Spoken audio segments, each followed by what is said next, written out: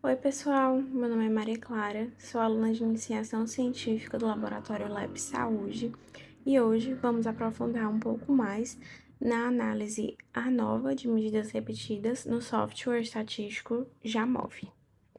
Então, para começar, vamos entender um pouquinho o que se refere à análise ANOVA de medidas repetidas. Ela se refere a uma análise de variância. Mas afinal, o que é uma análise de variância? Essa análise, ela busca comparar três ou mais grupos pareados por meio de uma variável quantitativa. Mas o que isso quer dizer? Quer dizer que a gente vai buscar avaliar se existe diferença estatisticamente significativa em determinado grupo em três momentos diferentes. Essa análise, ela obedece padrões normais de distribuição. Então, alguns pressupostos devem ser seguidos para que essa análise possa ser realizada. Primeiramente, é necessário verificar a normalidade do modelo através de uma análise estatística descritiva. Então, o modelo ele deve ser paramétrico e, caso ele seja não paramétrico, é necessário fazer o teste de Friedman, e não esse que vamos tratar nesse vídeo. Alguns autores trazem até que essa análise, né, a nova de medidas repetidas, ela pode ser usada para comparar grupos grandes, ainda que tenha uma distribuição não normal. Então, para que a gente verifique os pressupostos dessa análise, é necessário vir em análise, nessa partezinha aqui, exploração, estatística descritiva, e vai aparecer essa página. Dessa forma, a gente vai colocar as variáveis que a gente quer analisar, selecionar o quadrado N, desvio padrão, mediana e Shapiro-Wilk. O Shapiro-Wilk é o mais importante porque vai mostrar para a gente a normalidade dessa variável que a gente quer estudar. Após isso, nós vamos passar para a análise de variância ANOVA, propriamente dita. Então, para fazer a análise ANOVA de medidas repetidas, a gente vai entrar aqui em Análise, em seguida vamos entrar em ANOVA e ANOVA de medidas repetidas. Para fazer essa análise, a gente vai pegar as variáveis que estarão dispostas nesse quadrado aqui e colocar nome nos fatores, ou seja, a gente vai colocar tempo 1, tempo 2, tempo 3. Provavelmente pode fazer o primeiro tempo poderia ser um pré-intervenção, o segundo tempo poderia ser, por exemplo, um pós-intervenção e o terceiro tempo poderia ser um follow-up. Já aqui, nos níveis das medições repetidas, nós vamos colocar as variáveis em que medimos o tempo 1, o tempo 2 e o tempo 3. Então, por exemplo, se a variável for ansiedade, nós vamos colocar a variável ansiedade, que foi medida no tempo 1, ou seja, pré-intervenção. A gente vai colocar a segunda variável de ansiedade no tempo 2, ou seja, quando ela foi medida no pós-intervenção, e a gente vai colocar aqui a terceira variável de ansiedade no tempo 3, ou seja, o follow-up após o pós-intervenção. Em seguida, a gente vai realizar o teste post-hoc, ou seja, comparar entre os tempos qual que é a diferença significativa deles e se existe, né? Então, aqui a gente vai colocar o nome do fator, o nome da variável e selecionar desse quadradinho para que ele possa ser passado para esse. Aqui, as correções, a gente coloca a de Tuck e aqui será realizado todo o resultado da análise ANOVA de medidas repetidas. Para verificar os resultados dessa análise, a gente vai ter esse quadro assim que a análise é feita. Dessa forma, aqui a gente tem o efeito intrasujeitos e a gente percebe nessa parte aqui o P, ou seja, se o modelo foi estatisticamente significativo ou não, e aqui a gente tem o teste F. Já nessa parte, a gente tem o efeito intersujeitos e aqui da mesma forma tem o teste F e o P, para verificar a significância do modelo. Já aqui, os testes post-hoc, que seriam os mais importantes para essa análise, há as comparações com relação ao fator estudado, ou seja, comparações post-hoc, por exemplo, como eu dei, do fator ansiedade.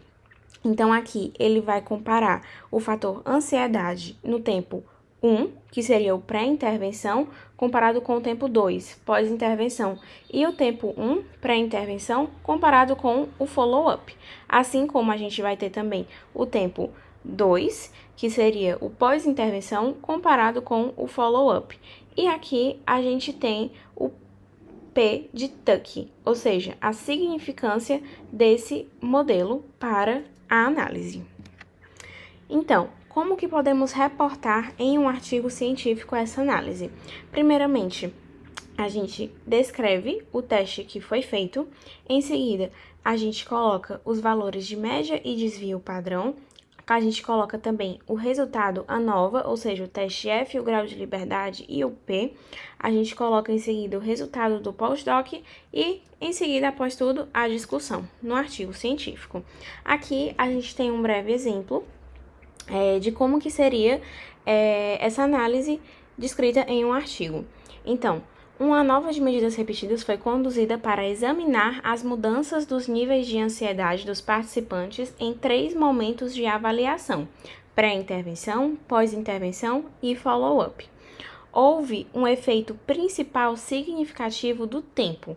Aqui a gente relata o valor de F e o valor de P, que no caso aqui seria significativo, indicando mudanças significativas nos níveis de ansiedade ao longo desse período. Já para a parte mais importante dessa análise, a gente parte para a análise de post-hoc. As análises de post-hoc de comparações múltiplas, usando a correção de Tuck, mostraram uma redução significativa nos scores de ansiedade do tempo pré-intervenção para o tempo pós-intervenção. E aqui a gente relata o valor de P de Tuck desse tempo, ou seja, dessa comparação entre o pré-intervenção e o pós-intervenção, mas não houve diferença significativa entre o pós-intervenção e o follow-up. Aqui, novamente, a gente reporta o valor de P que existe entre essa comparação do pós e do follow-up.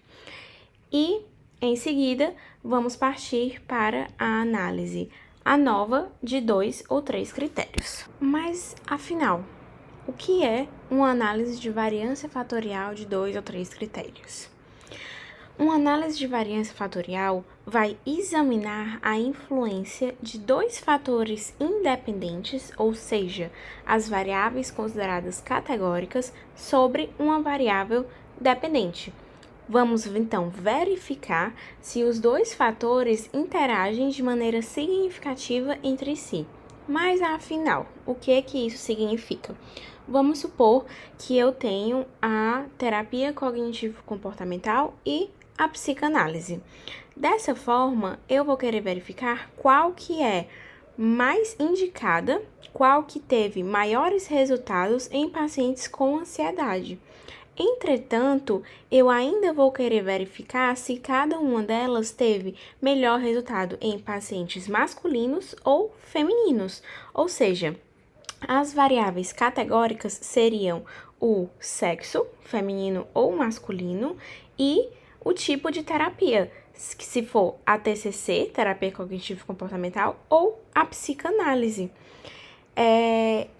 Esse tipo de análise de ANOVA de 2 ou 3 fatores, ela deve seguir a distribuição normal de todos os fatores em que a gente vai analisar. Dessa forma, para verificar os pressupostos, a gente vai, primeiramente, analisar a estatística descritiva das variáveis que a gente vai utilizar na análise ANOVA de 2 ou 3 critérios. Dessa forma, a gente vem no botão Análise, em seguida em Exploração e Estatística Descritiva. Dessa forma, vai abrir essa segunda janela. E aqui a gente vai selecionar o que a gente quer analisar. Aqui nas variáveis a gente colocaria a nossa principal variável, né, que a gente quer analisar, que no caso seria a ansiedade.